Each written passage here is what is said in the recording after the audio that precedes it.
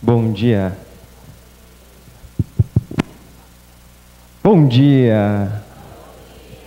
Estamos nessa manhã de um feriado, ocupando o nosso corpo e o nosso tempo com um encontro, vários encontros. E queria começar agradecendo a Silvia e todas as pessoas que estão de alguma maneira cuidando para que essa experiência aconteça. Queria também agradecer muito a presença de cada um e de cada uma de vocês, porque de alguma maneira um encontro se faz a partir de presenças, né? Então, a presença de cada pessoa aqui é muito fundamental para que algo com significado aconteça. Queria então realmente insistir o quanto eu considero importante esse encontro, o quanto eu considero importante esse engajamento que eu pude ver bastante na Silvia, de fazer com que esse encontro acontecesse, fazer com que esse encontro acontecesse com bastante diversidade de olhares e com bastante poesia também. Então, agradeço muito o convite. Para começar, eu queria fazer uma pergunta para vocês, que algumas pessoas que me conhecem já ouviram eu fazer essa pergunta algumas vezes, mas eu gosto muito de repetir porque ela é importante. Quando vocês viveram um dia muito cansativo, vamos imaginar que vocês trabalharam muito nesse dia e vocês viveram algumas situações mais difíceis, pessoais, e vocês chegaram em casa tarde, vocês estão lá escovando os dentes, vocês acabaram de escovar os dentes, e aí vem uma pessoa que mora com você e te oferece uma manga cortadinha, amarela, laranja, vibrante, suculenta. Como seria o sabor dessa manga depois de um dia estressante, triste, depois de escovar o dente? Doce? Seria ótimo. Depois de escovar os dentes não vai ser ótimo, gente. Será que o microfone pode circular um pouquinho, só pra gente ouvir? Tem um outro microfone que pode... Fala aí, já que todo mundo te escuta. Eu pensaria duas vezes antes de aceitar, porque eu já tinha escovado o dente, ia me bater uma preguiça. Uma preguiça. Por favor, fala aí. Eu jamais dispensaria esse prazer. Então, apesar do gosto estranho que se somaria ao gosto do creme dental ainda, eu passaria por isso e em seguida ficaria só o sabor da manga. Vocês veem que é uma questão polêmica, né, gente? No meu caso, eu também ia ter um pouco da preguiça, mas eu também ia gostar, mas ia depender do meu apetite. O meu apetite que ia definir se eu ia pegar ou não. Do seu apetite. Do meu apetite. Mais alguém que queira falar, por favor. Só reforçar. Bom dia a todos. Seria ótimo porque a gente não pode perder as boas oportunidades que aparecem na nossa vida. E depois eu passaria um fio dental, escovaria o dente de novo. Ótimo. A menos que alguém queira muito compartilhar um comentário, vou continuar aqui desfiando essa pergunta. Essa pergunta surgiu quando eu estava lendo um texto da Clarice Lispector, no livro Uma Aprendizagem ou o Livro dos Prazeres. E isso que eu vou falar, que a Clarice escreveu, é realmente escrito pela Clarice. Eu também costumo insistir, porque muitas coisas que dizem que foram escritas pela Clarice Lispector não são dela. Então isso é realmente dela. E aí ela fala que o sabor da fruta, o sabor de uma fruta, seja ela qual for, eu falei aqui da manga, o sabor de uma fruta não está só na fruta. O sabor de uma fruta está no encontro entre o paladar, entre o corpo e a fruta. O sabor da fruta não está só nela. Então, ainda que a gente possa olhar a fruta, ela pode parecer suculenta, colorida, vibrante, polpuda. Não está só lá. E aí, se a gente vai desfiando um pouco mais essa história, o sabor de um encontro, seja ele qual for, seja um encontro na escola, de um educador e um educando, seja o encontro de pessoas na rua, uma pessoa desconhecida, outra pessoa desconhecida, seja um encontro aqui, eu e vocês, o sabor desse encontro não está só em uma das partes. O sabor desse encontro está em quem se envolve nesse encontro. Isso eu sinto que é muito importante de ressaltar no começo de um encontro como esse, porque a qualidade de um encontro depende da disponibilidade das pessoas envolvidas, depende de como elas chegam nesse encontro, e muito do que vai ser falado aqui pelas próximas pessoas que vão subir aqui nesse palco, por vocês, são conversas que vão girar exatamente em torno disso. Como que acontecem encontros verdadeiros, encontros genuínos, encontros em que as pessoas se escutam, se veem, realmente em que as pessoas estão disponíveis. Então, essa simples imagem do sabor de uma manga, ela está falando que existe uma corresponsabilidade. E aí, eu vou hoje também fazer alguns convites aqui para vocês, nessa nossa breve conversa. E eu costumo dizer que se o encontro for ruim, não me culpem apenas. Porque a responsabilidade também é de vocês. De alguma maneira, fazerem com que esse encontro tenha outros ritmos, outros tons, para que a voz de vocês apareça também. E se esse encontro for bom, também não atribuam só a mim a alegria desse encontro. É muito importante perceber que essa alegria também tem a ver com vocês. Tem a ver com a disponibilidade de vocês, tem a ver com a entrega de vocês. E aí isso é muito importante deixar como um primeiro combinado. Eu gostei muito ontem da fala da professora Maria Tereza e gostei essencialmente de algumas partes, e quando ela fala que ela estava compartilhando, né? Compartilhando. E o que eu vim aqui fazer também é compartilhar algumas histórias. E vale ressaltar que eu não sou especialista da área da educação, e eu também, menos ainda, sou um especialista do tema da inclusão. Então, o que eu vou compartilhar aqui com vocês são histórias que se conectam muito com isso, que tem a ver com a virada educação, que eu vou falar um pouco dela em um momento, mas são histórias que têm muito mais a ver com questões que estão conectadas com a inclusão implicitamente, muito com esse tema do encontro, da escuta, da poesia. E aí a gente vai desenrolar isso aos poucos, mas vale bastante ressaltar que é importante que a gente entre nesse encontro juntos e que vocês também se coloquem nesse espaço de fazer essas conexões, porque essas conexões eu não vou trazer exatamente para vocês, essas conexões entre inclusão e o que eu vou falar, elas não vão estar tão claras assim. É importante que a gente construa elas em conjunto. Dadas esses compartilhamentos, eu vou falar de um encontro, assim como a gente está se encontrando agora. Faz poucos anos, acho que 2 ou 3 anos, o Edgar Morin, ele foi para o Rio de Janeiro fazer uma fala. E foi muito impressionante ver o Edgar Morin, com mais de 90 anos, chegando em cima de um palco para compartilhar histórias.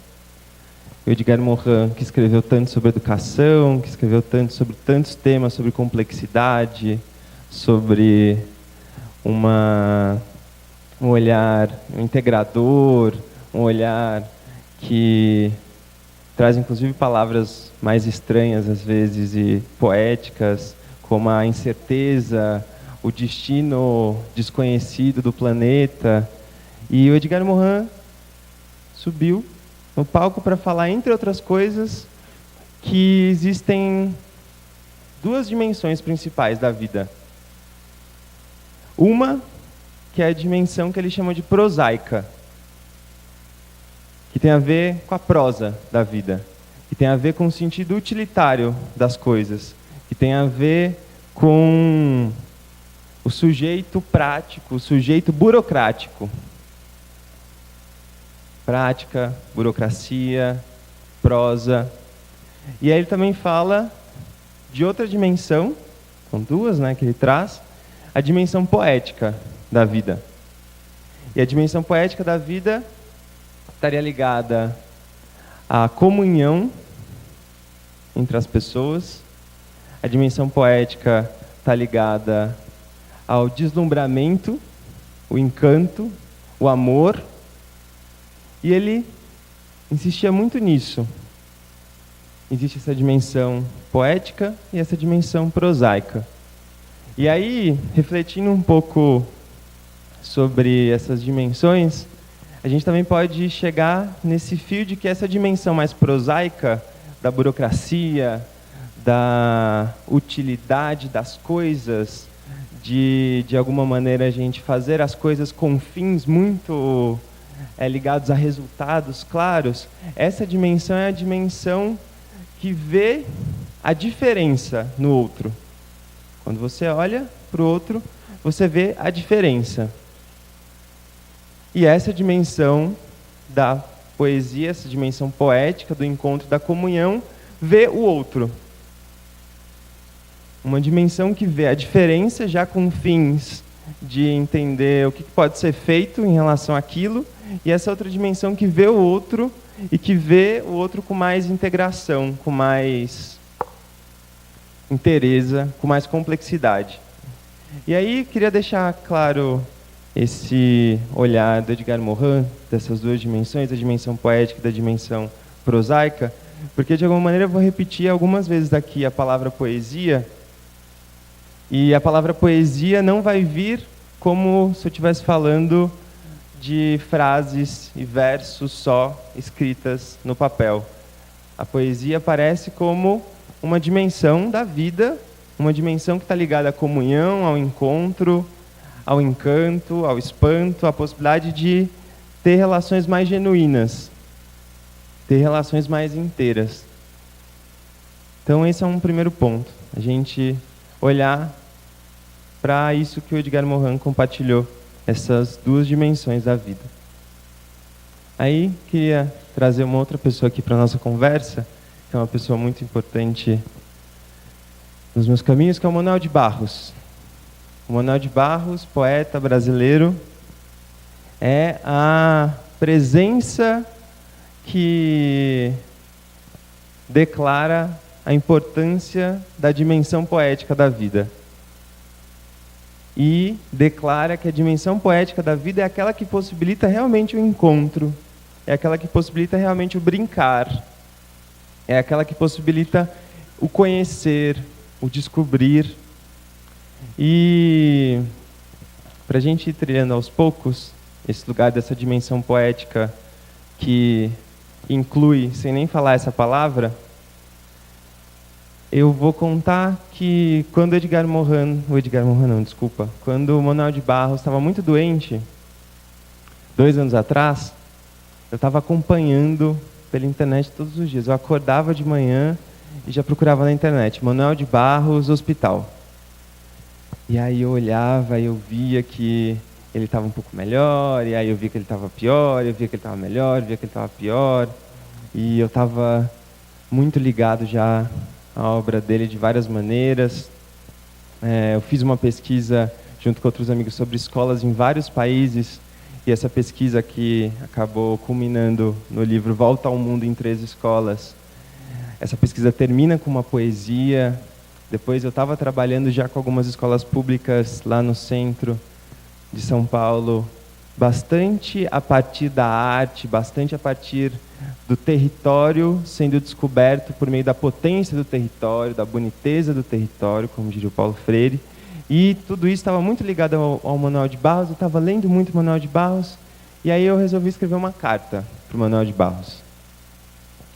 Só que eu não sabia que eu ia escrever a carta exatamente no dia em que ele ia morrer. Exatamente no dia. Eu acordei, eu estava, na verdade, terminando a carta. Eu já tinha começado a escrever alguns dias antes do dia da morte dele, e aí No dia da morte dele eu terminei a carta, antes de saber que ele tinha se despedido. E eu vou ler essa carta para vocês, para a gente começar essa conversa aqui hoje. E aí a gente vai fazendo as conexões que a gente conseguir dentro das nossas capacidades. Carta aberta ao mestre Manuel de Barros. Vou sentar aqui para ficar mais íntimo. Querido Manuel, não sei como começar esta carta. Ela é uma tentativa de amarrar o tempo no poste. Como a gente amarra o tempo no poste? Manuel, como? Esta carta é um vareio da imaginação, bem como o vareio que o senhor teve aos 7 anos, quando tentou pegar na bunda do vento. Amarrar o tempo no poste é como pegar na bunda do vento? Soube que o senhor está internado, temporariamente impossibilitado de pendurar bem-te-vis no sol. O que o senhor tem que barra os bem-te-vis? Há uma pergunta que dança em mim. Os anos pesam o peso da pedra e do algodão ao mesmo tempo? Escrevo-lhe esta carta para agradecê-lo pelo que fez por mim, sem nem saber que fez. Pois foi com o senhor que se quintuplicou em meus voos a importância de apalpar as intimidades do mundo. Foi com o senhor que descobri a esticadeza de horizontes e o carregamento de água na peneira. Foi com o senhor que aprendi a sabedoria do bocó, que aprendi a ser endivinado pelo orvalho e desaprendido pelas horas do dia. Que aprendi que dá para pegar na voz de um peixe. Estava numa loja de papéis, Manuel, e a pessoa que me atendeu disse que o filho dela, de uns 6 anos, gosta de poesia. Daí peguei uma caneta na hora e lancei sobre o papel um presente ao rapaz. Uma peraltagem. 2 pontos. Aí abre aspas a uma frase do Manuel. As coisas não querem mais ser vistas por pessoas razoáveis. As coisas não querem mais ser vistas por pessoas razoáveis. Elas desejam ser olhadas de azul. Elas desejam ser olhadas de azul. Fecha aspas. Foi com o Senhor, Manuel, que vi cenas nunca antes imaginadas, nem no império brinquedeiro da minha infanciência. Com o Senhor andei por um rio que cortava a tarde pelo meio. De azul, o Senhor me mostrou outonos mantidos por cigarras e lamas fascinando as borboletas. Me mostrou um homem quase árvore, que guardava um encolhedor de rios e um abridor de amanhecer. Jamais vou me esquecer de como o abridor de amanhecer abre a aurora. O Senhor me ensinou a apalpar os perfumes do sol. Me disse que as coisas que não existem são mais bonitas. E não entendi. Não entendi quando o Senhor me disse isso. E o Senhor me deu um desafio. 2 pontos. Abre aspas. O desafio que o Manuel me passou. Ao voltar para casa, fotografe o silêncio. E tentei, mas não consegui sacar nenhuma imagenzinha do silêncio. E voltei para uma outra conversa. E perguntei, como fotografar o que eu não vejo? Como? E o Senhor não me explicou, só me levou para perto de uma árvore em que pássaros gorjeavam. Pássaros gorjeavam, pássaros cantavam, assim como os pássaros cantam aqui, aos montes, aos montes, aos montes. Que cena fecundante! E o Senhor me perguntou, por que o gorjeio é mais bonito que o canto? Não soube responder também, Manuel. Estava eu em estado de voz perdida, penetrado pelos gorjeios. Passou um tempo e o Senhor continuou: gorjeio é mais bonito do que canto, porque nele se inclui a sedução. Gorjeio é mais bonito do que canto, porque nele se inclui a sedução. É quando a pássara está enamorada que ela gorjeia. E o Senhor pediu para eu olhar a árvore com atenção. As árvores ficam loucas se estão gorjeadas. As árvores ficam loucas se estão gorjeadas. Ele disse, aí foi a primeira vez que eu vi o delírio de uma árvore. E foi como um balde de água cheio de fogos de artifício cremosos se derramando sobre o meu olhar.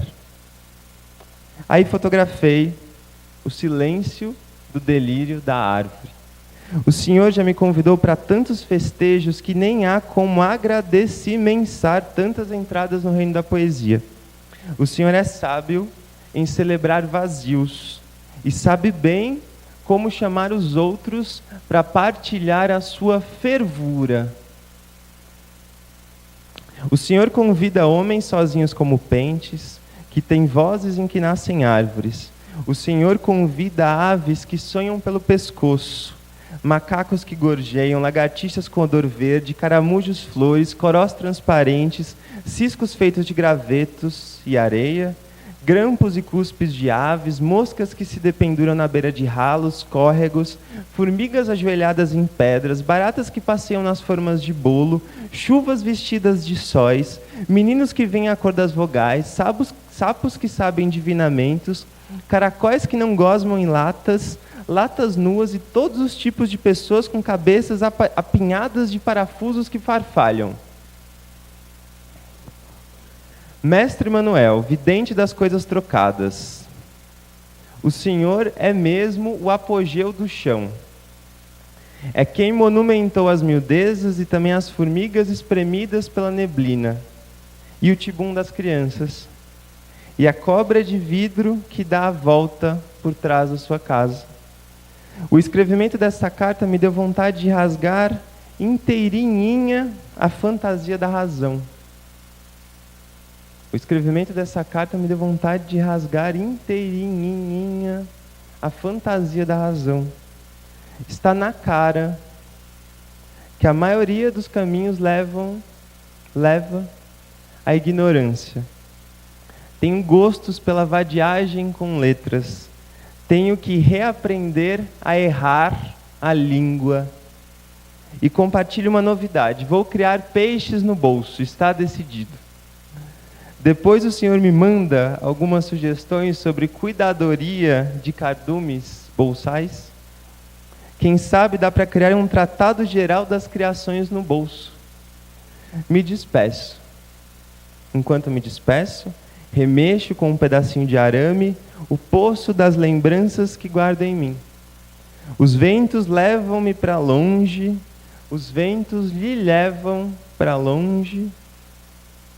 Manuel, Manuel, Manuel, Manuel, Manuel, Manuel, Manuel, Manuel, Manuel, Manuel, Manuel, Manuel. Repetir, repetir, repetir até ficar diferente, até contrair visão fontana. Que uma chuva de pingos de sol leves caia feito mel sobre o Senhor. Já é hora de eu tomar meu banho no orvalho da manhã. Aí tem só um adendo muito rápido de algumas poucas frases. Observação. Mestre Manuel, não foi possível amarrar o tempo no poste. Aquela carta eu tinha escrito, eu achava que ele continuaria vivo por mais um tempo. Aí eu soube da notícia e escrevi essa observação. Minutos antes de partilhar a carta que escrevi para o Senhor, escrita com água da fonte que sai dos olhos, o Senhor voou fora da asa. Agradeço imenso por pintar tantos azuis no mundo, que o fim lhe olhe de azul também. Essa é a carta. Por que eu li essa carta? Porque muitas vezes, quando a gente fala de educação, e eu, na verdade, entro na porta da educação a partir do terreno da poesia e da arte, muitas vezes o mais importante, eu realmente acredito nisso com bastante força, ontem a Maria Tereza também repetiu isso muitas vezes. A gente continua falando de educação? Olha só, tem interferências, deve ser o Manuel de Barros mandando mandando outras coisas. Você viu que acho que a pessoa disse, vamos falar de educação? Eu estou falando de educação. Você não percebeu ainda, tá difícil. Muitas vezes, o mais importante é o mais básico, é o mais elementar, e é o mais ignorado, é o mais pisado, é o mais massacrado, é o mais trucidado.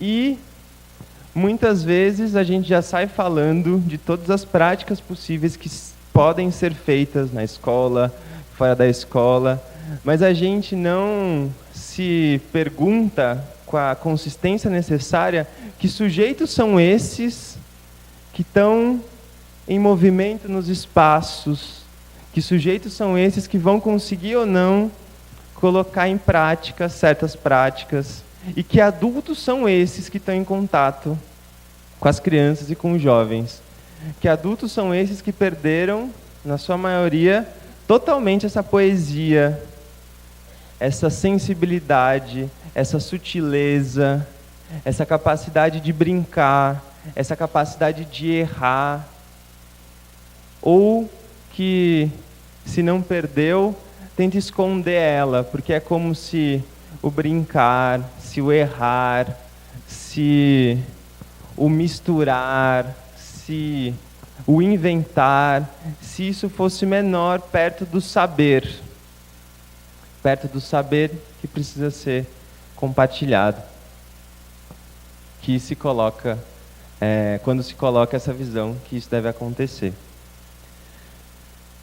Queria insistir muito que, ao ler essa carta, eu estava tentando trazer o olhar de um adulto, no caso, o Manuel de Barros, que está totalmente imerso nessa sensibilidade, nessa sutileza, que tem conexão íntima e profunda com educação e com inclusão. Conexão profunda, tem conexão com a possibilidade de a gente criar uma sociedade em que a comunhão, em que a conjunção, em que a aproximação sejam realmente verdade, né?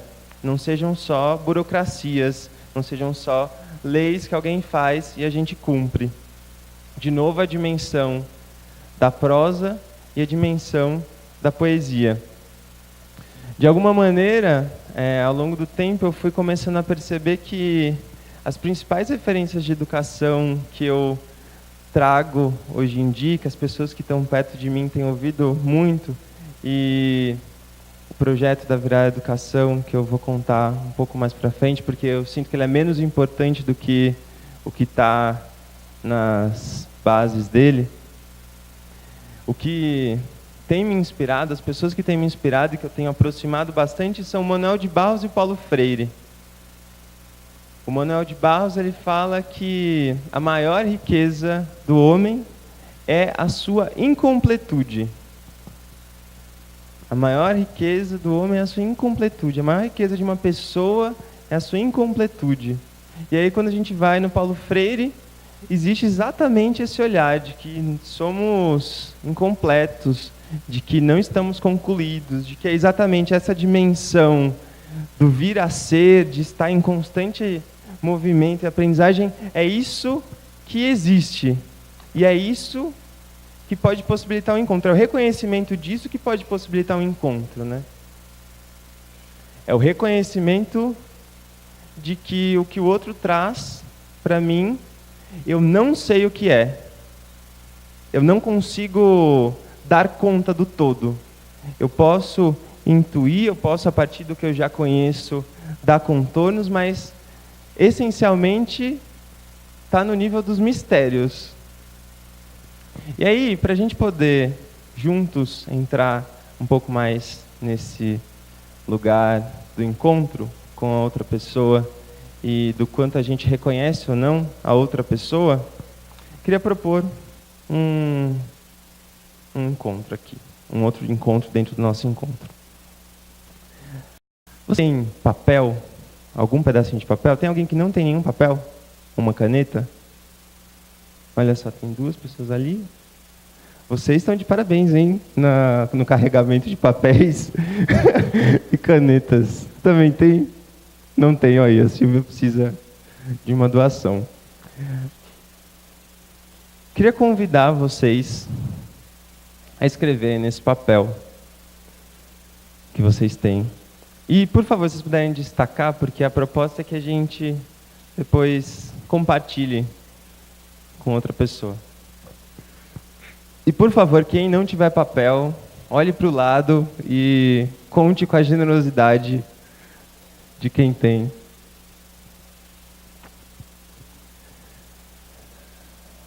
E aí, a proposta é bem miúda. Que vocês escrevam nesse papel, de uma maneira resumida, não precisa ser um romance, não precisa ser uma tese, não precisa ter muitas folhas, de uma maneira bem resumida, um parágrafo, talvez 1, 2 linhas.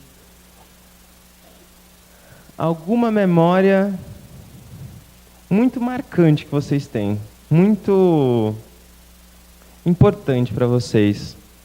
Alguma memória que pode ter surgido no seu trabalho, enfim, no seu dia a dia de trabalho, seja na relação com os educandos, seja na relação com as famílias, com o território onde você está, seja uma memória marcante, mais íntima mesmo, com seu filho, com a sua filha, enfim, esposo, esposa, seja lá quem está perto de você, mas que seja uma memória importante para você.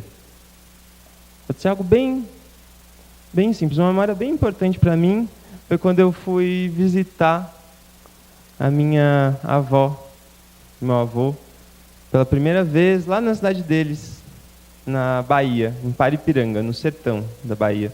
Foi muito marcante para mim. Quando eu conto essa história para alguém, eu realmente estou entregando para alguém algo que faz parte de mim em um lugar muito precioso. Então, sem que a gente tenha que pensar muito, alguma memória dessas memórias que compõem a gente, dessas memórias que têm a ver com as intimidades, dessas memórias que têm a ver com isso que a gente é, mas não necessariamente está tão explícito, não necessariamente aparece na primeira fala, na primeira vez, mas que está pulsando na gente. O Manuel de Barros ele tem um poema que é sobre apalpar as intimidades do mundo. E ele fala que para apalpar as intimidades do mundo, entre outras coisas, você precisa desaprender 8 horas por dia. Porque a gente está tão prendido nos aprendizados que a gente não consegue, às vezes, nem lembrar daquilo que é importante. E aí, se vocês puderem ir escrevendo. Eu vou escrever também.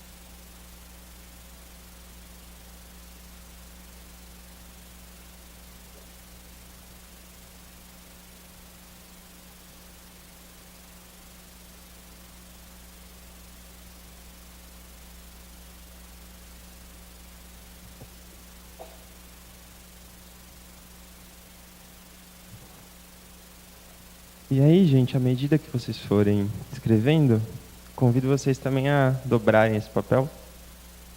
Não precisa ser aquela dobradura de sorteio, não. Pode ser uma dobradura mais extensa.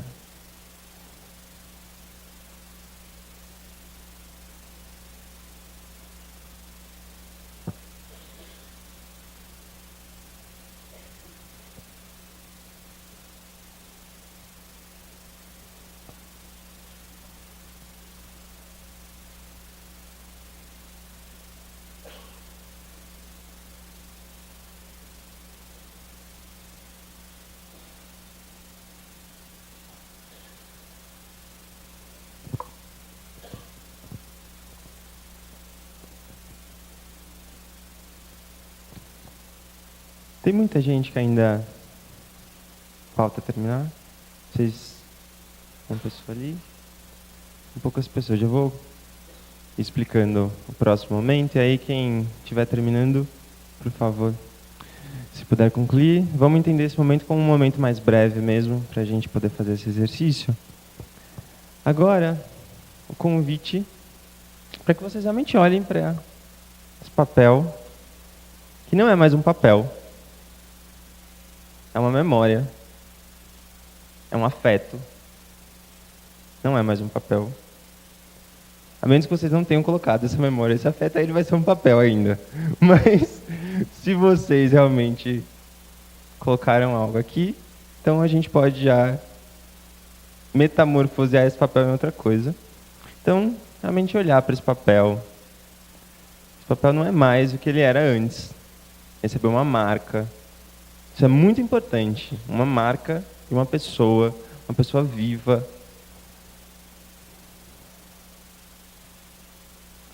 E aí, o convite é para que vocês se levantem e entreguem esse papel para alguém, mas de preferência sejamos ousados, assim, caminhantes, ou pelo menos brincantes. Então, se você não quiser andar muito, você fala, ó, passa esse papel para a 10ª pessoa lá atrás. Se você tiver com vontade de andar, você ande, mas ande, suba lá em cima, veja uma pessoa que está lá atrás, desça aqui embaixo. E se movimentem, é até bom, dá para fazer um exercício no caminho, se vocês resolverem andar um pouquinho, façam isso já, entreguem esse papel para uma outra pessoa. E aí, se houvesse encontro mesmo, vocês, quem sabe, troquem esse papel. Se a pessoa não quiser dar o papel dela também, tudo bem. Não necessariamente precisa ser uma troca de um dar para o outro, mas seria interessante se cada uma ficasse com um desses papéis.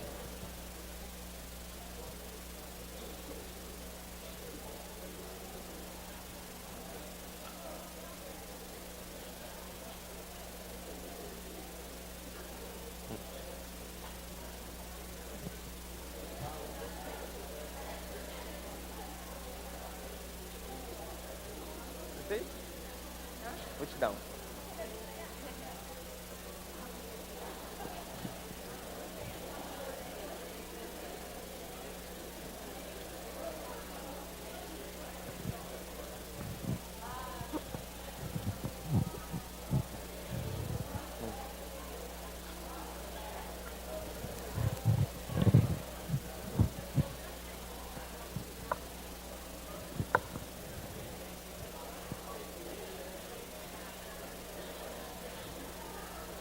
Aí quando vocês forem voltando, aos poucos,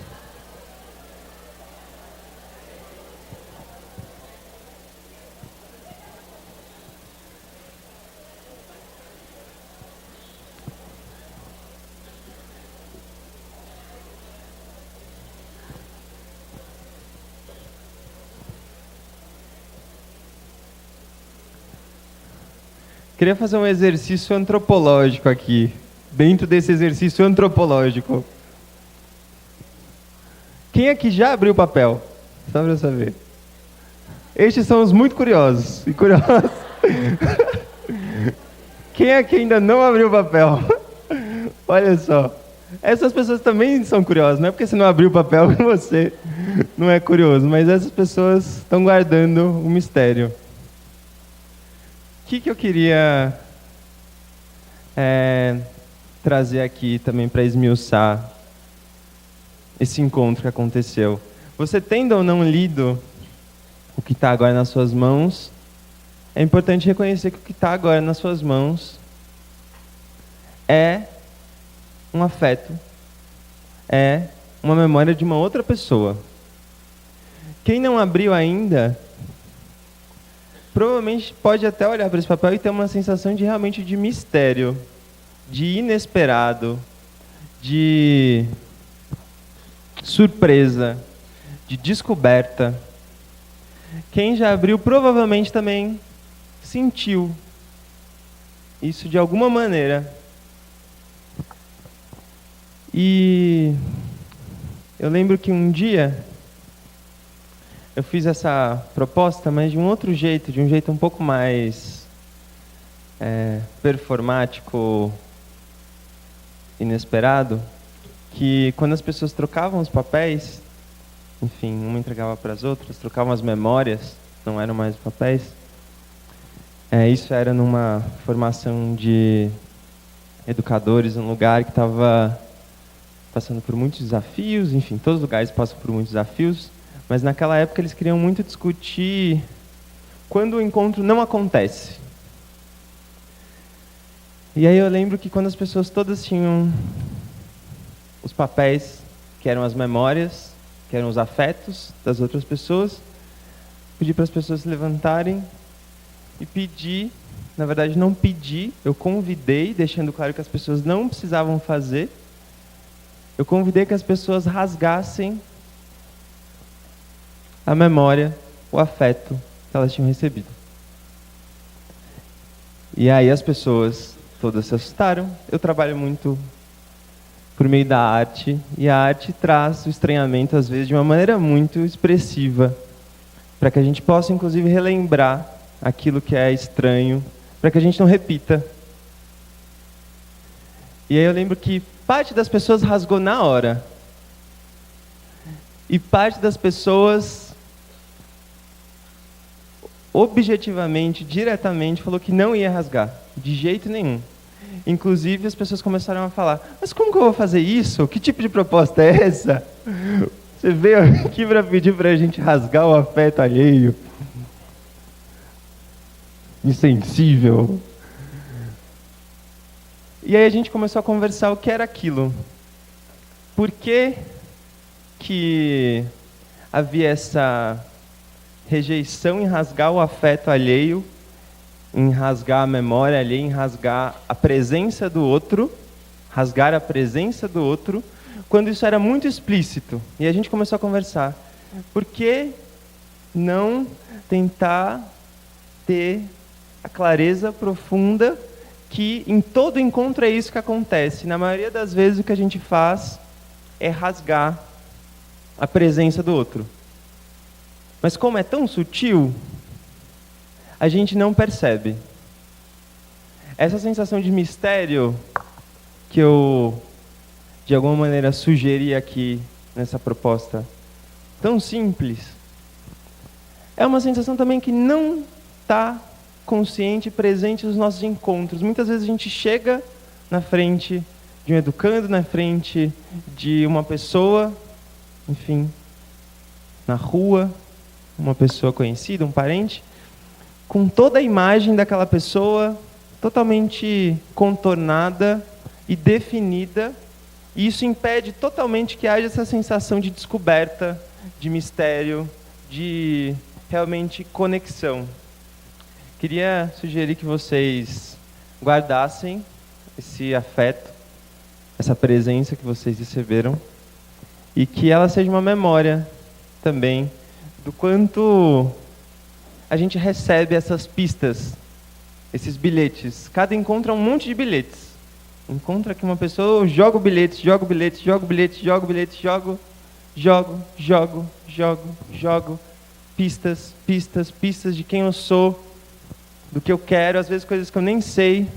E aí, se o outro ignora, pisa, machuca, tritura, trucida, eu perco também a minha possibilidade de me reconhecer nesse encontro. O Rubem Alves, ele falava que a importância dos poetas não é porque eles ensinavam alguma coisa para as pessoas, mas porque eles relembravam coisas que as pessoas já sabiam, mas que elas esqueciam ou deixavam um pouco na gaveta por um tempo, porque, enfim, a vida é tão rápida, né? As coisas acontecem tão rápido. E o que eu estou tentando fazer aqui, nesses poucos minutos, é tentar de novo relembrar junto com vocês algumas coisas, alguns pontos. E aí, para retomar alguns elementos que eu já disse aqui, quando eu falei do Manuel de Barros e do Paulo Freire, eu falei desse ponto da incompletude, né? Não preciso esmiuçar isso, vocês sabem tão bem quanto eu. Os vivos, de alguma maneira, encontram também outras pessoas vivas que são incompletas. E esse outro ponto agora do não saber, saúde. Do não saber, do quanto a gente realmente, ao habitar esse lugar do não saber, vai entrando fortemente nesse lugar que a Maria Teresa tanto deixou claro ontem, de que quando a gente se coloca diante do outro para escutar a história do outro, para descobrir que recursos ele precisa, que recursos ela precisa, e construir isso junto, aí a gente está habitando o lugar do não saber para poder construir uma possível aproximação. Um dia eu estava numa escola em Ubatuba, e era uma escola que a gente estava no momento do intervalo e era o momento do lanche, e no dia o que estava sendo servido era macarrão com almôndegas.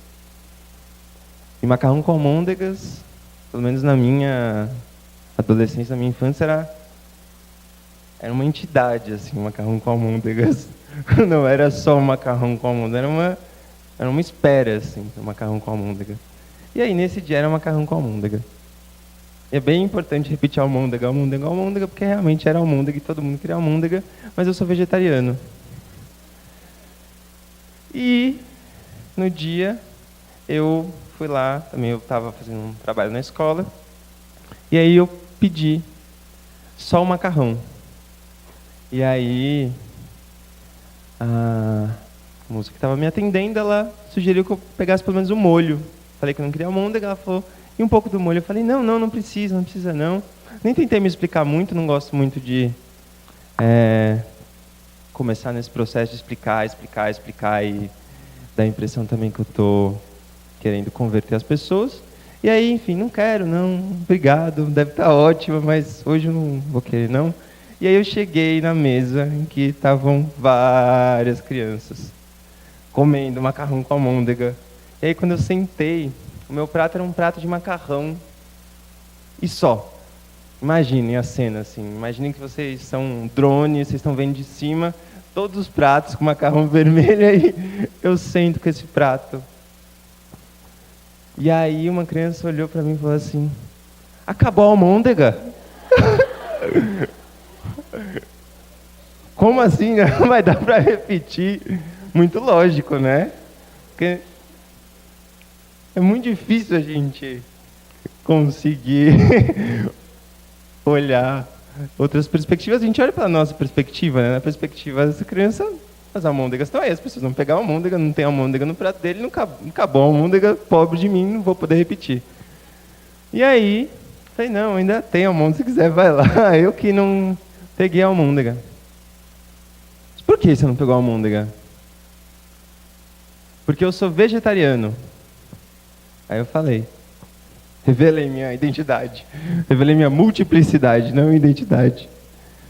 E aí, uma outra garota falou assim, você é vegetariano?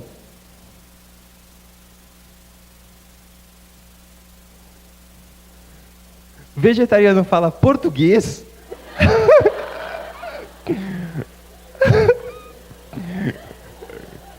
Aí eu respondi que eu estava aprendendo, né? Que realmente é difícil, às vezes a gente se enrola. Eu estava aprendendo. Eu ainda brinquei, tentei brincar, né? Tentei falar numa língua estranha, mas não deu muito certo. Ela me achou mais estranho ainda. Por que essa história, para mim, é tão importante? Por que ela se conecta tanto com essa proposta que aconteceu aqui? Porque quando eu não conheço o outro, às vezes o outro se afasta tanto que ele é um estrangeiro. Ele não fala a nossa língua. Então, o vegetariano fala português? É uma ótima pergunta. É uma pergunta ótima, é uma pergunta precisa, é uma pergunta cortante, é uma faca. Porque quando uma pessoa vem de um outro contexto, ou tem uma outra experiência de vida, ou traz elementos que eu desconheço, no geral é isso que acontece, essa pessoa é como um estrangeiro. E se a gente considera que as pessoas já falam a nossa língua, aí a gente entra na outra vala, que é a vala de considerar que a gente já sabe tudo sobre o que está em fluxo nas relações. E aí a gente contorna, corta, define. O Manuel de Barros, ele tem um pequeno poeminha, que é assim: o rio que fazia uma volta atrás da nossa casa era a imagem de um vidro mole. O rio que fazia a volta atrás de nossa casa era a imagem de um vidro mole. Passou um homem. Vamos tentar imaginar, gente. Um rio que fazia a volta atrás de nossa casa. Aí passou um homem. Vamos imaginar esse homem chegando, como ele olha. E aí esse homem diz: essa volta que o rio faz se chama enseada. Essa volta que o rio faz se chama enseada. Vamos imaginar, esse homem falou isso. Não era mais a imagem de uma cobra de vidro que fazia uma volta atrás da casa. Não era mais a imagem de uma cobra de vidro que fazia a volta atrás da casa. Era uma enseada. Acho que o nome empobreceu a imagem. Acho que o nome empobreceu a imagem. De novo, o que está em movimento aqui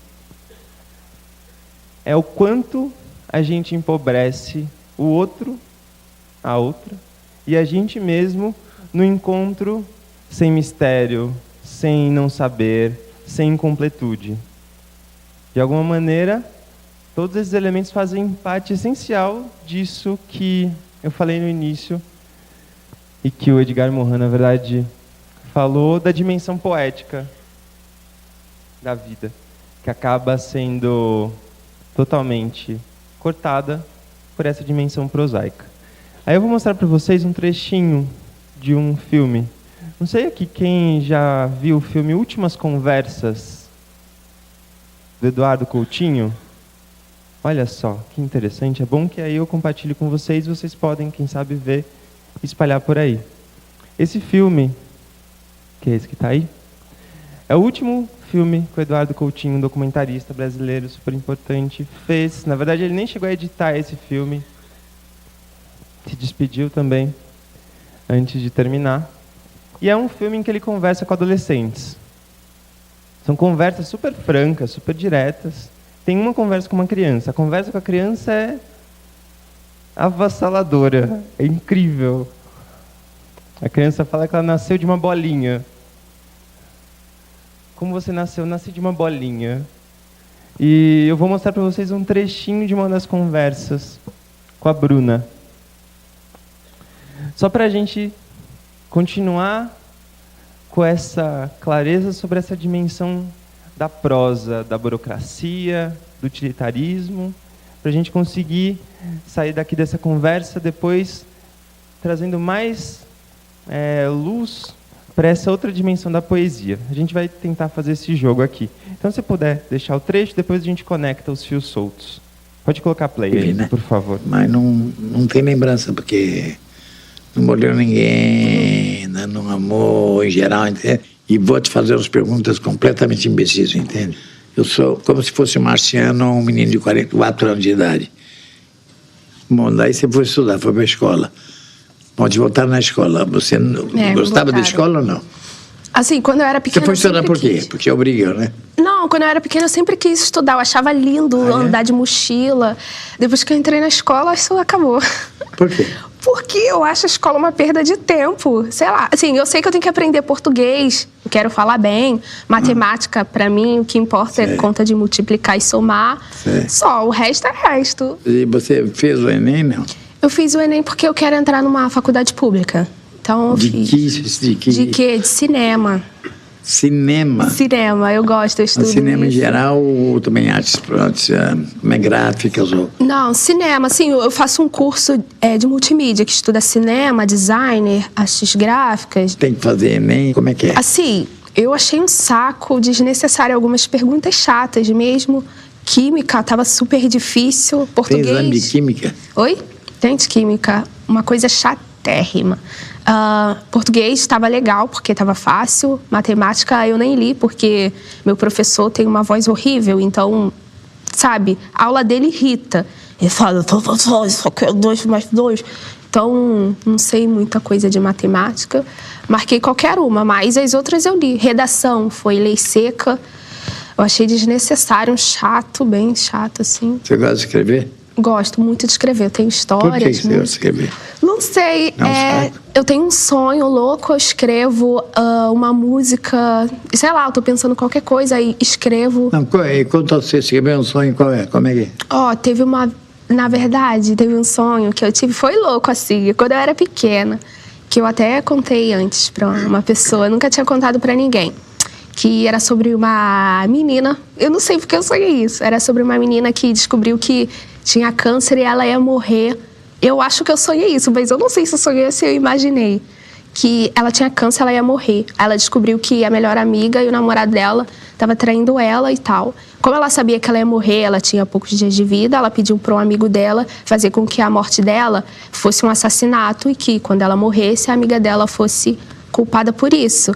Aí, no final, acaba que os exames foi trocado e ela não ia morrer. E na casa, ela pediu pra explodir a casa dela com ela dentro, depois que ela já tivesse morta, e culpar a amiga. E acaba que a amiga dela entra na casa antes dela e a amiga dela morre. E ela fica culpada como uma assassina da amiga. E ela não tinha doença nenhuma, os papéis foram trocados. Coisas loucas. E daí ela é condenada ou não? Não, e daí ela é condenada. Quantos anos? 20 anos? Eu não pensei nos outros, não. Eu não gosto de história assim, com meio... Mas essa é uma novela, dá uma novela. Eu gosto de história com início e com fim. Começou e terminou. Que desenvolver história, eu acho um saco pensar. Só sem desenvolver não dá pra chegar ao final. Eu acho assim, o começo. Ela ia morrer, não ia morrer, pronto, acabou. Sabe? Não sei, eu gosto de história rápida. Você só inventa história assim, maluco? Sim. Só assim. É porque assim, eu não gosto muito de finalzinho, viveram felizes para sempre. Não. Isso não existe. Na vida real, pra mim, isso não existe. Então, eu não crio história assim. Não, mas essas histórias todas ficam todas infelizes para sempre, né? Não, o vilão se dá bem, porque nem todo vilão sempre se dá bem. Sempre se dá bem, claro. Por quê? Porque o vilão é o mais esperto, né? Mas na vida real é assim?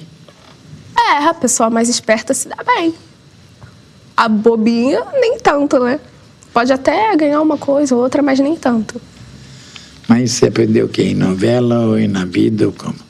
Sei lá, não sei. Não sei explicar como é que eu aprendi isso. Se a pessoa me perguntar, é a primeira coisa que vem na minha cabeça. Pessoa boba se dá mal e a esperta se dá bem. Não tem outro jeito. Você já viu uma pessoa boba se dar bem? A não ser sorte ou, sei lá, um milagre de Deus. Nossa, essa pessoa boba vai se dar bem. Fora isso, não. E você tem amigos? Tenho, bastante. São bobos também?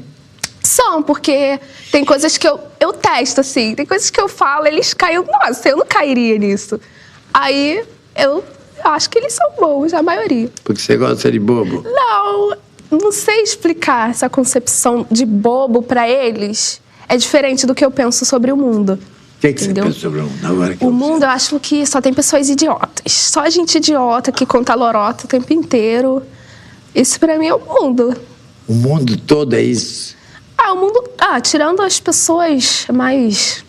Como que eu vou falar assim? Mais ingênuas, né? Que não contam tantas lorotas. Mas pra mim o mundo é feito de pessoas loroteiras. Que contam histórias Tirando os ingênuos. Tirando os ingênuos. Os ingênuos são acreditam. São os ingênuos, né? Não tem. Que acredita na lorota. Que acredita na lorota. Mas a maioria, o mundo é de... A maioria, assim, Loroteira. Total loroteira. A pessoa E compra você? lorota. Eu sou loroteira. Você é loroteira da Sou, minha claro. então.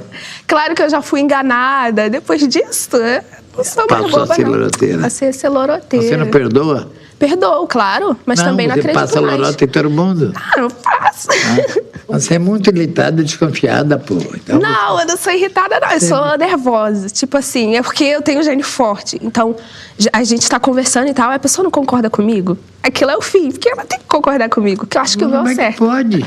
Não, mas eu acho que a pessoa tá errada, aí a pessoa tenta me convencer de que ela tá certa. Aí no meio do caminho a pessoa desiste de tentar me convencer. Eu acho pessoas fracas, isso são pessoas fracas pra mim. Porque eu vou até o fim com aquilo que eu acho. Assim, eu gosto muito dos meus amigos, mas o que mais me irrita neles, que me deixa nervosa, que eu perco a paciência, é a falta de imposição deles. Porque eu tenho posição, eu gosto que a pessoa seja igual a mim, aí a pessoa desiste. Você acha que eles são bovinos, eles obedecem a cabeça? É, a pessoa que não luta por aquilo que acredita. O mundo é feito de pessoas assim, né? Essas são as pessoas que eu considero bobas. Que tem uma... Ó, vou dar um exemplo. Teve um concurso lá no meu curso de... Para ver quem era o melhor naquilo que fazia. Eu fiz web design. Tinha uma amiga que fez um site melhor do que eu. Tava lindo, o meu tava horrível. E ela achou, não, o meu não tá bom. Ela sentada do meu lado, o professor tinha que escolher só uma da nossa turma. Aí ela, não, o meu não tá bom, o meu não tá bom e o meu é horrível. Eu falei, não, professor, o meu tá bom, tá perfeito, tá assim, porque o computador deu pane, deu pau. Aí ela desistiu dela, sabe? E eu passei, sendo que o meu tava horrível e eu não sabia fazer metade do que ela fez. Foi um bom depoimento, tá bom? Muito Tá bom. obrigado a você e boa sorte. Obrigada. Espero que você encontre os amigos, tá? Oi? Faça bons amigos, apesar de tudo. Apesar de tudo. Tá? Tá Faça bom. bons amigos apesar de tudo. Dá para desdobrar 1.000, 1.002, 1.000 questões a partir dessa história. E a partir de todas as histórias que estão nesse filme. Eu trouxe essa em especial. Tá bom. De novo, o Manuel de Barros falando pra gente falar de educação. É educação. Trouxe essa em especial só pra gente ir esmiuçando como são tantas as camadas nesse olhar que a gente vai decantando e construindo e sedimentando nas relações e que muitas vezes nem aparecem, né? E a gente já está falando de outra coisa, mas tem outras coisas muito mais pulsantes por baixo que não vêm. Por exemplo, quando essa garota diz, um dos pontos só que eu vou pensar, saúde, que alguém espirrou lá? Um dos pontos que eu vou pensar quando ela fala que na história que ela escreve começo e o fim. Ela gosta do começo e do fim, porque o meio, esse processo, ficar enchendo... esse processo não é algo que ela goste. E, no geral, os processos que acontecem nas escolas são no horizonte começo e fim, né? Você recebe lá uma demanda, você sabe que você tem que fazer alguma coisa, você educando, e aí você já está lá no fim, né? Porque, de alguma maneira, esse processo ele inexiste como valor, como essência, como raiz. E, de alguma maneira, quando a gente está falando da escuta, da inclusão, quando a gente está falando da aproximação, a gente está exatamente valorizando os processos, como que os processos eles viram a essência dos caminhos. E aí, eu vou mostrar um último vídeo bem rapidinho, que é o vídeo da virada educação. Agora, para terminar, a gente traz ele, esse mesmo. Para a gente fazer algumas últimas conexões. Por favor.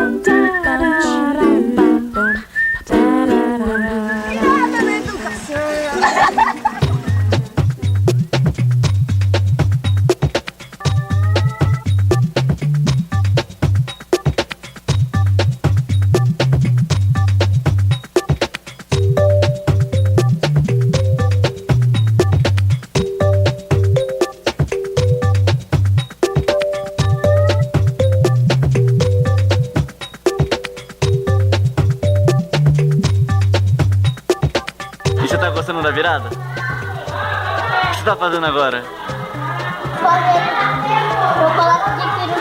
Chocolate de pirulito?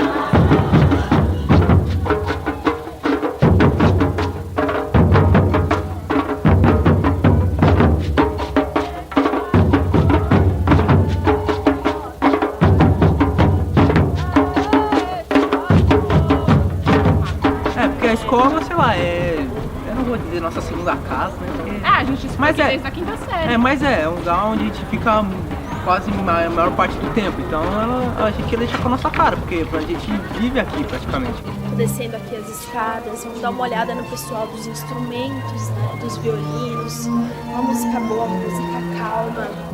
Oiê!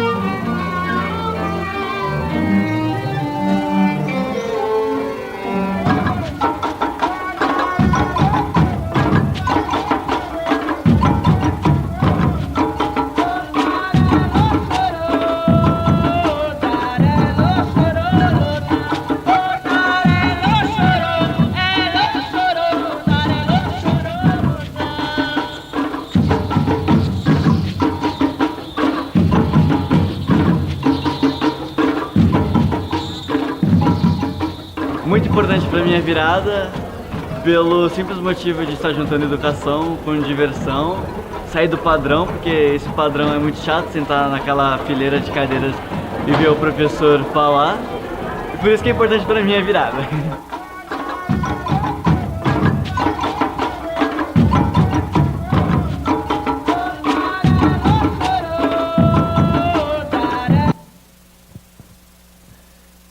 A virada da educação, ela acontece agora no 4º ano. A gente tem 1000 dilemas, 1000 questões não resolvidas ainda, porque a gente atua principalmente numa região que é o território do centro de São Paulo, com algumas escolas públicas de lá, e é um coletivo de educadores, artistas, que faz uma ação com as escolas. Na verdade, eu também moro no bairro, então acaba sendo quase que uma ação que eu também estou como morador da comunidade local. E aí a gente vem tentando articular o que poderia ser esse território educador, o que poderia ser esse território que encanta, o que poderia ser essas parcerias que fortalecem os encontros.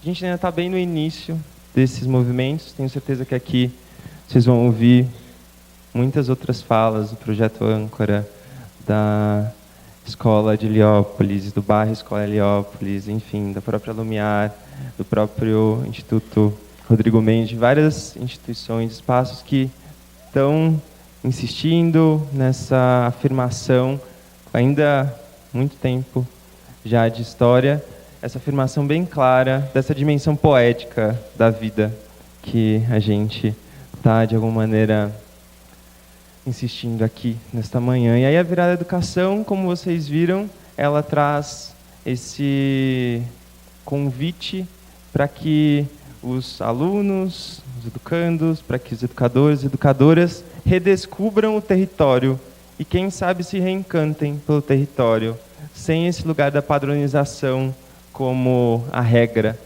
E, na verdade, tentando banir ele de alguma maneira. A gente faz muitos trajetos são feitos pelo território, para reconhecer o território, para descobrir o território. Muitas costuras são tentadas para que a gente consiga aproximar as pessoas. Então, vocês viram uma oficina sobre chocolates que as crianças estavam fazendo. A escola em que essa oficina aconteceu é a Gabriel Press, que fica na Rua da Consolação.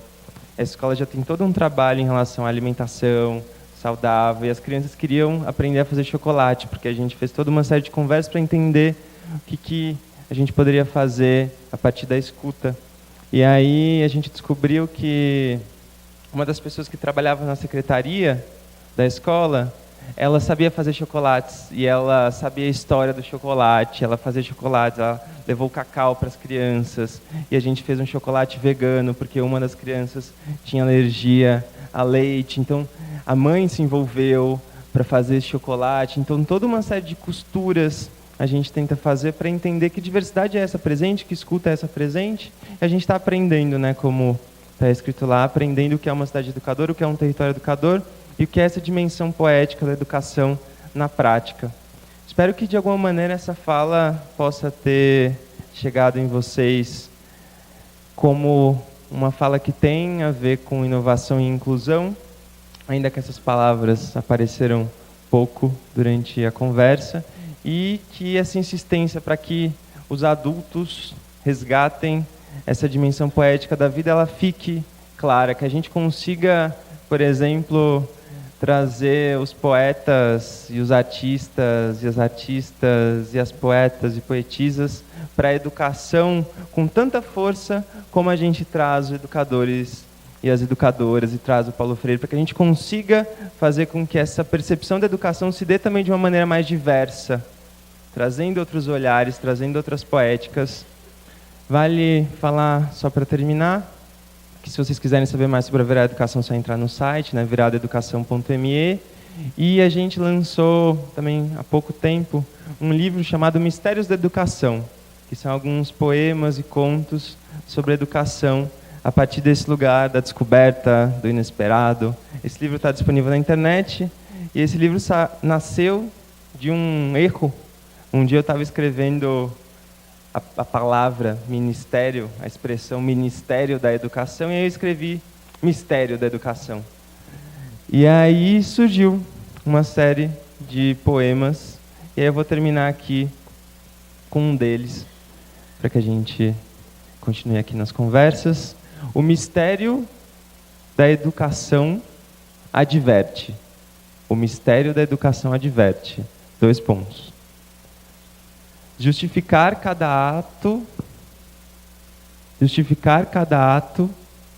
com a burocracia impede o contato da alma com a ousadia. Escute cada pessoa com lupa no teu ouvido, a cada miudeza de pessoa, um infinito é descomprimido. Que a gente consiga brincar. E é isso, muito obrigado.